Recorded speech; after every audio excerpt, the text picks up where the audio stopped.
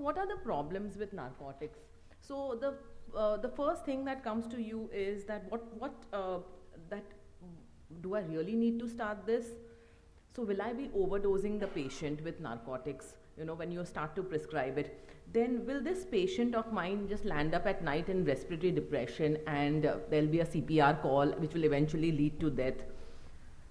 Then will there be addiction? If I keep continuing to prescribe this drug to the patient will keep demanding more and more of this drug. Then will this patient have does he have a pre-existing psychotic behavior, or is there some psychiatric illness, or will the narcotic lead to a psychiatric illness? Then will I be able to cope with the increasing demand of the patient about the drug? So let's simplify this, you know, as much as we can, because it's very difficult to get into the minds of the patient sometimes. So the approach would be here that anybody can prescribe, any registered medical practitioner can prescribe narcotics, but it should be, the prescription should be safe and effective. So what is very important is that to understand the drug, the adverse effects, especially how it works, what should be the dosage, what should be the timing, the contraindications, and how to monitor this drug, you know, both the adverse effects and the effects of the drug. Then ensuring that, you know, you are giving this drug with accuracy, the dose and the timing. Then following all the regulations, one should be aware of the state and the national prescribing regulation. Then considering you know, giving the patient information about the risk and the benefit of this drug, including the side effects, the effect that there could be tolerance and the patient could require a higher dose, or there could be physical dependence, and of course monitoring the drug. So I'm sure we have done this in the, you know, that clinical history is very important, and why we are starting this patient on a narcotic. So it could be either a case of discitis, who will need prolonged painkillers. So we give the benefit of doubt to the patient, you know, in that case. It could be rib fractures or some polytrauma where the patient has pain at multiple areas in the body. So we give the benefit of doubt and we say, yes, okay, this patient is going to require long-term pain relief. So we will, you know, give this patient a narcotic. And then we we assess the pain, that whether this patient has constant pain or is having breakthrough pain even after taking analgesics, and what is the pain score. That is very important, that we keep assessing the pain scores. So it could be either the simple numeric pain scale 0 to 10, or it could be a more elaborate questionnaire like a Megill's pain questionnaire or a brief pain inventory. So that has various aspects of pain, that what makes the pain worse and what makes the pain better. So it's a very elaborate questionnaire. So the approach here would be that there's a 10-hour standard. That means you select, like Samir and others have already said, the how to prescribe. So we need to write the patient's name, the right drug, the dosage, the timing, the route of administration. Now, and the patient has the right to refuse it, especially in a hospital setting, that the patient is due for a drug, a painkiller, but he says, no, I don't want it. So the patient should be given that right, and the right knowledge and the understanding of the drug, and we have to document it properly in the prescription paper. And of course, we already did the history and the assessment, and keep assessing the response of the drug. So appropriate prescribing should be done, especially to avoid addiction, abuse, overdose, diversion, and misuse. So there have to be regular follow-ups once the narcotics have been started. Also when we are prescribing, it should be safe, effective, acceptable, available, and it should be economically viable to the patient. So there's a Narcotic Act which came up in 1985, and this act it has been amended a few times, but mainly it is for that that keeping narcotics which are except for medicinal uses, of course, and in appropriate doses and in small amounts is only allowed. But if somebody is found in possession or sale or purchase, or even the chemist cannot deliver the patient home the drug, somebody has to go and collect it from the patient, from the chemist. So even transport of the drug. So one of my patients came to me and said that no, they're not delivering the drug home. So yes, they will not deliver the narcotic home because you have to go and collect it yourself along with the prescription. And one has to give triplicate prescriptions. So 3 copies of the prescription have to be made with the name, with the hospital identity number, and with a small brief diagnosis. It has to be dated properly, and the dose has to be written appropriately. I mean, not SOS or something, 3 times a day. It has to be written, and how, before lunch, before breakfast, it has to be written, and for how much duration you are going to put it, for 1 month or something, or 15 days. So, and but in certain countries where I was working in Singapore, you had to actually write that, how below that you had to write how many drugs to be given, how many tablets of that morphine 10 mg to be given to the patient, or how many patches you have to give. So over and above, like 3 times a day, 1 month, you had to write down, please give 90 tablets only to the patient. And then it has to be signed with a stamp and with the registration number of the doctor.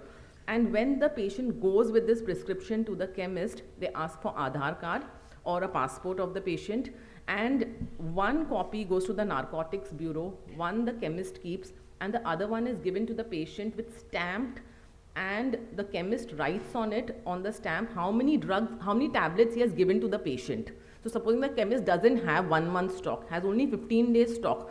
So if it is 3 times a day, 90 tablets, the chemist has only given 40 tablets to the patient. So he will write on that only 40 tablets were given to the patient. So it's quite strict, these narcotics. So now coming to the weak opioids. So we have weak and we have strong opioids. So among the weak opioids, we commonly use tramadol, tapentadol, and codeine. Codeine is not very popular somehow in our country, but it is quite popular in other parts of the world. So we know tramadol, it is a serotonin norepinephrine reuptake inhibitor. It has some opioid receptor activity also. So these opioid drugs work on the mu receptors, and these mu receptors are pain receptors that are present in the brain and in the spinal cord. So tramadol can be used orally, intravenously, and intramuscularly. So it's important to know the bioavailability, which is that when you take a tablet, how much of it actually reaches the bloodstream. So when you take it orally, it is 68%, rectally 77%, and intramuscularly 100% of the drug reaches in the bloodstream. And duration of action is 6 hours. So tramadol can be given every 6 hours. So it can be actually given 4 times a day in doses of 50 to 100 mg. You can divide it. So again, this is tramadol comes popularly in combination with paracetamol. So but if I have to see this patient, and if I want to increase only tramadol and not the paracetamol, because of different ways in which they both work, so I would prefer splitting the drugs. Give separate paracetamol, Lanol, or 1 gram 4 times a day, and give separately tramadol 100 mg a day for a 70 kilo patient. That's the way I would work, so that the patient has the choice of which drug is working better and can decide. The next drug is tapentadol. This is popularly, it comes as it's mainly oral, and even intranasal is available, and intranasal works quite well because it's quite rapidly acting. So if the patient has acute pain, they can take intranasal. So 50 mg is the dose, 50 mg twice a day usually it is given. And yeah, and 1 spray, patient takes 1 spray, it is around, so patient can take about 2 sprays at a time, so 22.5 mg per spray it's available. So next, coming to the strong opioids. So we know that morphine is the gold standard in opioids. So we have the opioid receptors, and God gave us this medicine which was naturally cultivated over centuries. It has been cultivated. So we have that as immediate release, sustained release, and it is available in injectable form as well. So morphine, if I have to give patient morphine, I would start either with 10 mg twice a day, depending on how much tramadol the patient is on. So for 100 mg tramadol, you would give 10 mg of morphine. So if I have to start morphine on a patient, you would start 10 mg every 4 hours. So the patient has option of taking it every 4 hours, so 6 tablets a day. And if the patient has taken 6 tablets a day, that is 60 mg, you can later on divide it into the next day as 20 mg TDS. So without knowing the daily dose of a narcotic, we cannot give a blanket prescription of 3 times a day or 4 times a day. We cannot there's no fixed doses. Do I have 5 minutes more? I can take 2-3 minutes more. Yeah, okay. So then we have fentanyl. Now fentanyl, I would like to say it's available in patch form, and there is no role of patches in acute pain. We have the habit that post-surgical pain also people give fentanyl patch or buprenorphine patch, but without knowing the daily dose, you should not be giving a patch, because you will be giving a 25 microgram patch which will go on incessantly. It will go on, 25 microgram will be given to the patient without knowing the daily dose. But yes, if you have given a PCA to a patient and then that PCA you want to convert to a fentanyl, that is possible if the patient has, we are going to expect long-term pain for the patient, supposing it's a rib fracture or some major surgery. So then we can then give fentanyl patches. Now same with the buprenorphine patch, but the catch here in the buprenorphine patch is that it's a mixed agonist and antagonist. Means it is an agonist on the mu receptor as well as it is an antagonist. So when you have put the, so people find it's actually safer in that way because it does not cause so many harmful effects of a pure mu agonist like a morphine or a fentanyl. So it is preferred because the respiratory depression and all is much less. But the catch here is that if the patient has breakthrough pain in between the patch, then if you are going to give a pure mu agonist like a tramadol or tapentadol, that will not work to that extent because this buprenorphine will be antagonizing the morphine that you give at the mu receptor. So therefore, in practice, buprenorphine and these patches are not very popular, especially in the Western world, because people prefer pure mu agonists. So now just talking about the adverse effects which we should know about the narcotics. Nausea, vomiting is very common. Constipation is something very common with them, and there's no tolerance that happens with constipation. Constipation is not something that the patient will get used to. It will happen, and it will always happen. It will always stay. Then the other things are dizziness, dry mouth, indigestion, vertigo, headache, and in worst case scenario, respiratory depression. So we should, to adequately control the pain, we should have a framework for writing prescriptions. We should have a fixed dose regime. Then we should give something for breakthrough pain. And we should know how to convert one opioid to another opioid, that is opioid switching, in case the previous opioid is not working or there's tolerance to the previous opioid. And one needs to know how to titrate the doses and understand the issues of substance abuse. This is my last slide about something like a narcotic contract. Now, if a patient is on a long-term narcotic, that needs to be something that we need to put in, that is a narcotic contract, that's a pain contract, in which there's an agreement between the patient and the physician about about outlining and about knowing that how we are going to go about with this treatment.